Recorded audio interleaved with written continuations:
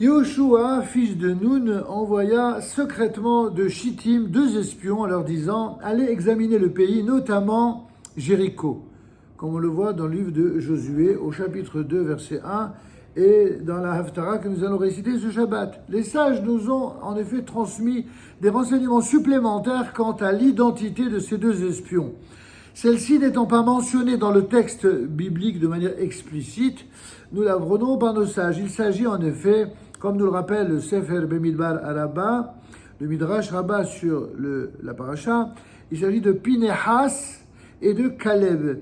Caleb se lançant ainsi dans sa seconde mission d'espionnage, puisqu'il avait également participé à celle organisée par Moshe et mentionnée dans notre paracha.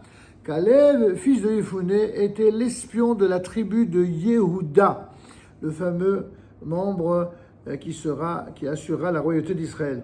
Yehoshua était lui-même un espion de la tribu d'Éphraïm. Parmi les 12 espions envoyés par Moshe pour explorer la Terre Sainte, seuls Yehoshua et Caleb étaient restés fidèles à leur mission et ils essayèrent de persuader le peuple d'Israël de monter en Eretz Israël et surtout de ne pas avoir peur. Malheureusement, leurs efforts furent vains, puisqu'il est dit dans le texte « Caleb fit taire le peuple soulevé contre Moshe » et il dit « Montons-y et prenons-en possession, car certes nous en serons vainqueurs. » Plus tard, le peuple fut sévèrement puni, hormis Caleb. Ainsi qu'il est dit, pour mon serviteur Caleb, attendu qu'il a été animé d'un esprit différent, Ruach Acheret, et qu'il m'est resté pleinement fidèle, je le ferai entrer dans le pays où il a pénétré, et sa postérité le possédera. Ainsi qu'on le voit dans le livre de Bemidbar, au chapitre 14, verset 24. Quant aux autres, il est dit « Jamais vous n'entrerez dans ce pays où j'avais solennellement promis de vous établir.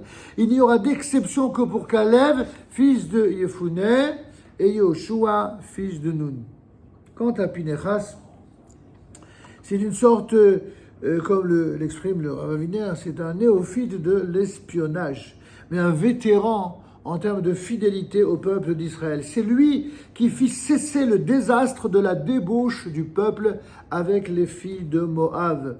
Et il fut nommé plus tard grand prêtre à la suite de son grand-père Aaron et de son père Éléazar. Pinehas, le grand prêtre, ainsi que Caleb, chef spirituel de sa tribu, étaient des personnalités d'une grande élévation spirituelle. Yehoshua, quant à lui, était le général en chef de toutes les troupes ainsi que le dépositaire de la Torah. Comme il est dit, Moshe reçut la Torah du Sinaï. Umsara Yehoshua, il l'a transmis à Josué. C'est le rappel quotidien qui est fait dans les Pirkei Avot. Il était ainsi le fidèle disciple de Moshe. Yehoshua, fils de Nun, son jeune serviteur, ne quittait pas l'intérieur de la tente.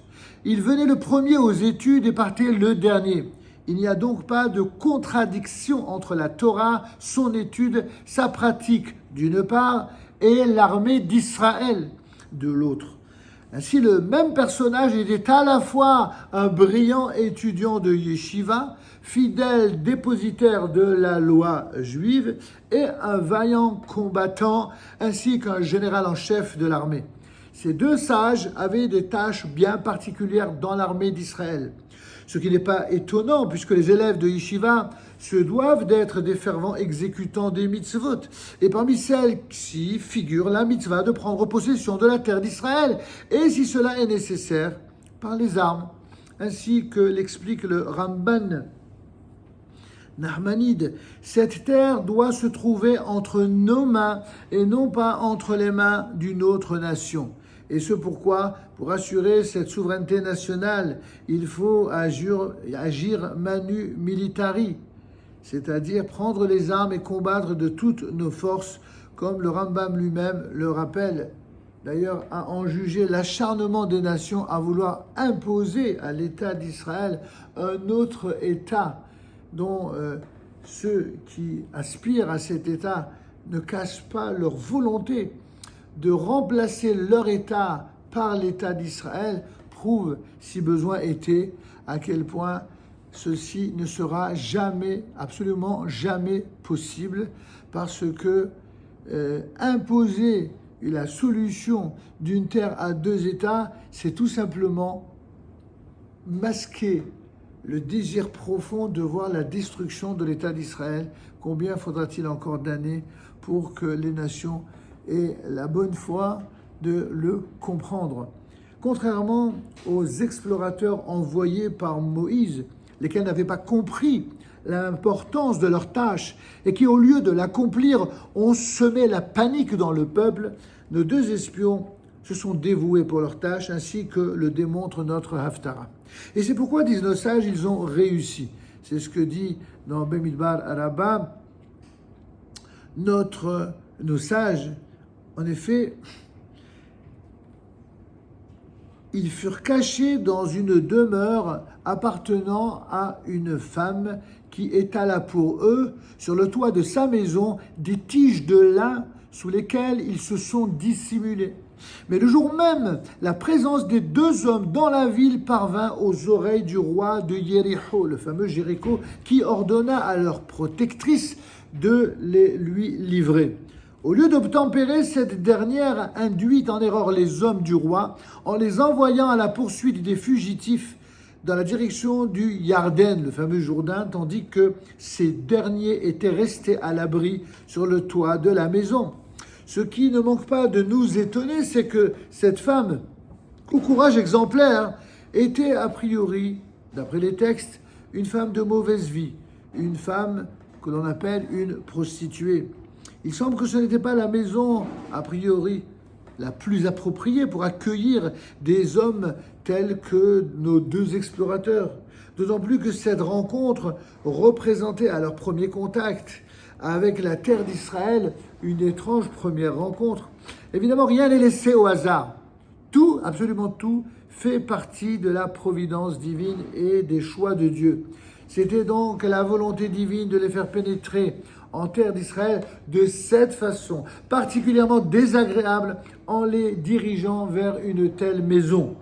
Il faut savoir que très souvent, de grandes choses éminemment saintes se dévoilent à travers des situations très complexes. L'intervention divine passe souvent par des chemins soit inappropriés, soit inattendus, en tout cas indélicats. Et dans le cas de nos explorateurs, n'aurait-il pas été possible pour Dieu de leur faire atteindre leurs objectifs sans passer par cette épreuve? Évidemment, à Dieu, rien n'est impossible. Mais même si les raisons nous échappent parfois, ou si ces moyens nous déplaisent, Dieu il en avait décidé ainsi. Et nous savons bien que souvent, les voies d'Akadosh Baruch Hu, les voies de Dieu sont impénétrables. Nous pouvons lire dans le livre de Iov, qui pourrait donc tirer quelque chose de pur à partir de l'impur? N'est-ce pas l'unique? Le Seigneur, un, l'Éternel unique, peut faire apparaître le pur à partir de l'impur. Ainsi que l'explique longuement notre grand maître, le Rav Avraham Yitzhak Cohen Kook, dans son livre Oroth, page 35-36, ceci vient nous enseigner que de nos jours également, en terre d'Israël, même si nous vivons parfois des débuts pas toujours conformes à l'idéal de pureté auquel nous aspirons, eh bien nous ne devons pas désespérer de voir dans l'avenir cette impureté se muer en grande sainteté. D'ailleurs, depuis le jour où ces lignes avaient été écrites, dans les premières années de l'État, tellement de choses se sont produites dans l'État d'Israël, tellement de crises, de difficultés, mais également de conflits, de guerres ont-elles été imposées à ce tout jeune État qui maintenant a déjà l'âge d'un vieillard, puisque après bientôt 80 ans, eh bien cet État d'Israël est sur le point d'être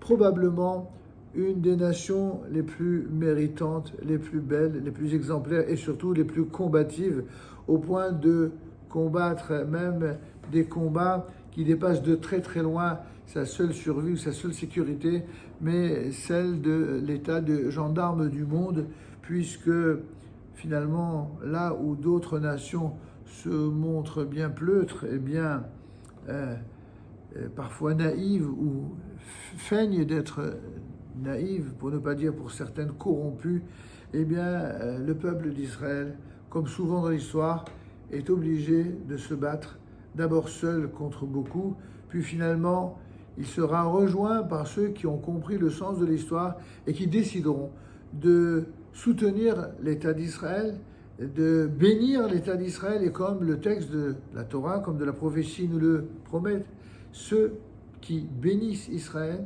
ceux qui soutiennent Israël seront à leur tour bénis et seront à leur tour remplis de bénédictions.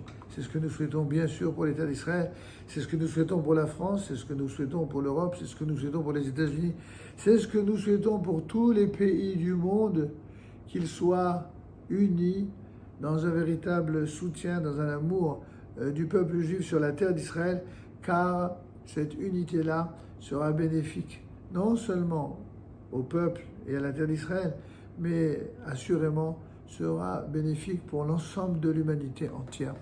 Amen, Ken Yelason, Shabbat, Shalom, Umevorach.